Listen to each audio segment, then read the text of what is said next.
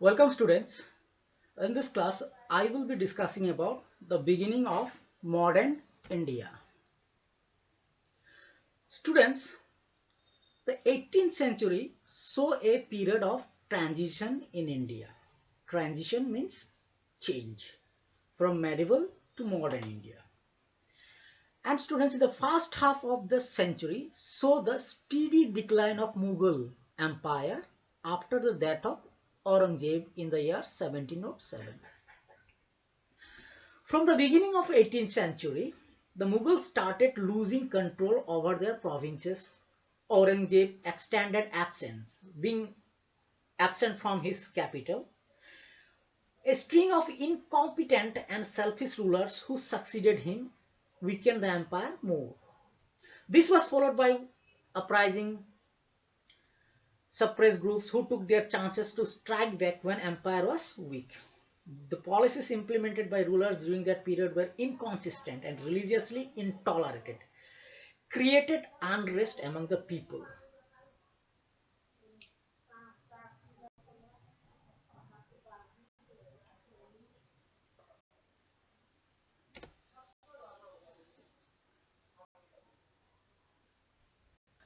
Now students, we need to know the reasons for this decline of the Mughal Empire.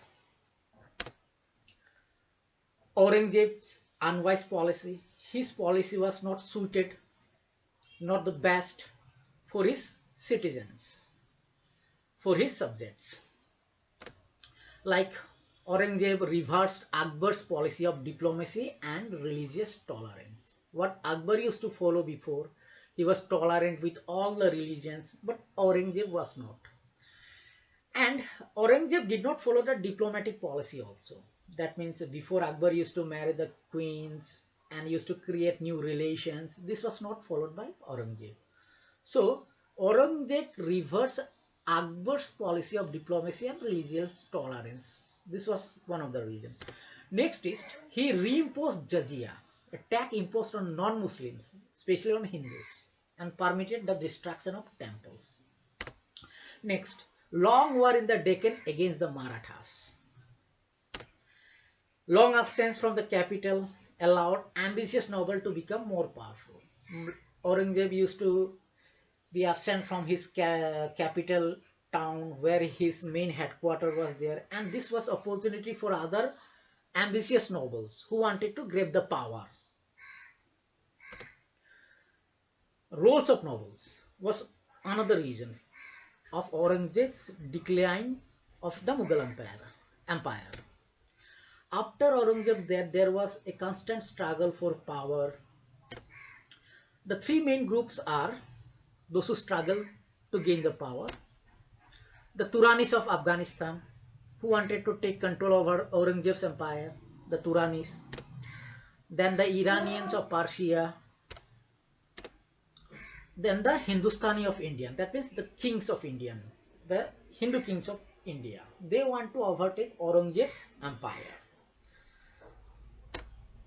They had conspiracies to depose kings and raise candidates to the throne.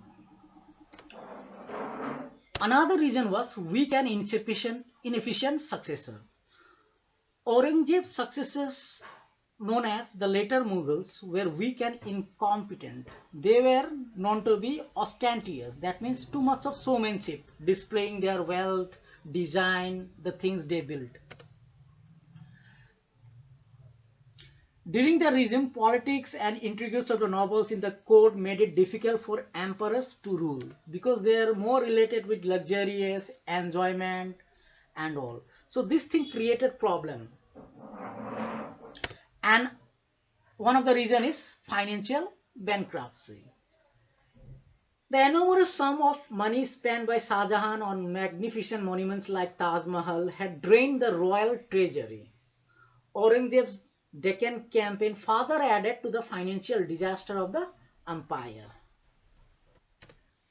Foreign invasion.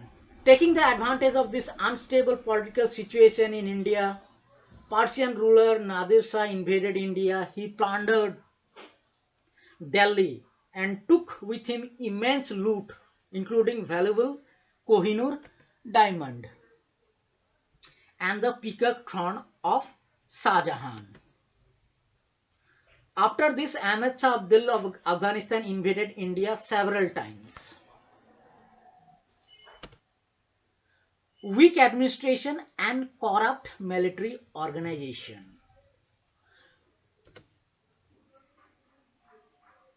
Akbar had created a strong military and civil administration on the basis of Mansabdari system. What is this Mansabdari system? Under this system, Mansabdars, the people who has been allotted as a Mansabdars, were given payments for maintaining fixed number of troops. These payments were given either in cash or in the form of assignment of land called Jagirs. You can collect taxes from this land that the emperor has allotted to you people. That is what Jagir. However, the numbers of Mansabdars slowly increased and there was shortage of Jagirs, land to collect the taxes. That is what Jagirs. This made the system inefficient and corrupt. The Mansabdars did not maintain their army and adopted corrupt methods. This weakened the military strength of the Mughal Empire, leading to its eventual decline. Also, the Mughals did not maintain a navy. There was no navy in the Mughal Empire. So their equipments and weapons were traditional. No attempt was made to strengthen and reform. And later Mughals, there were 9 Mughals emperors who are referred to as later Mughals. These Mughals emperors are not mentioned in the history. So their political control over, however, continued to decline rapidly.